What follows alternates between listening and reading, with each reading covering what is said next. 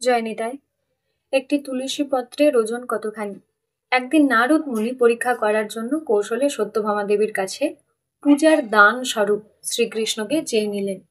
সত্যভামা দেবী এরপর কোনো উপায় না পেয়ে পতি হারানোর কষ্টে তিনি কান্না করতে লাগলেন।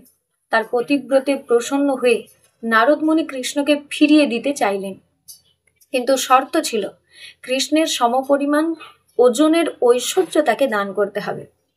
কোনো উপায় না পেয়ে সত্যভামা দেবী ধীরে ধীরে তার সমস্ত অলংকার আনতে শুরু করলেন। এক পাল্লায় কৃষ্ণকে বসিয়ে অপর পাল্লায় স্বর্ণ অলংকার রাখতে শুরু করলেন। কিন্তু আশ্চর্যের বিষয় হচ্ছে কোনোভাবেই অপর পাল্লা কৃষ্ণের সমান করা যাচ্ছিল না।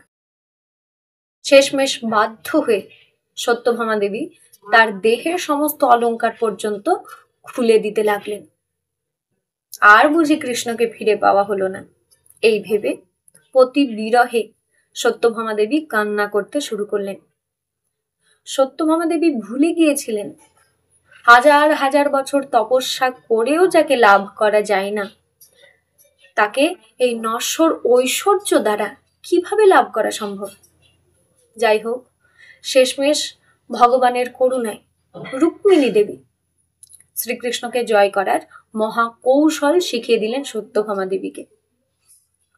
রুক্মিণী দেবীর কথা মতো শুদ্ধ প্রেম ভক্তির সহকারে যেই মাত্র একটি তুলসী পত্র রাখলেন সেই পাল্লার ওপর, সাথে সাথে শ্রীকৃষ্ণের পাল্লা উপরে উঠে গেল এবং অপর পাল্লা নিচে নেমে গেল। শেষ পর্যন্ত ভক্তের ভালোবাসার কাছে ভগবান এভাবেই নিজেকে ধরা দিলেন এবং নারদ মুনি প্রসন্ন হয়ে তিনি ফিরে চলে গেলেন। জয় নিতাই।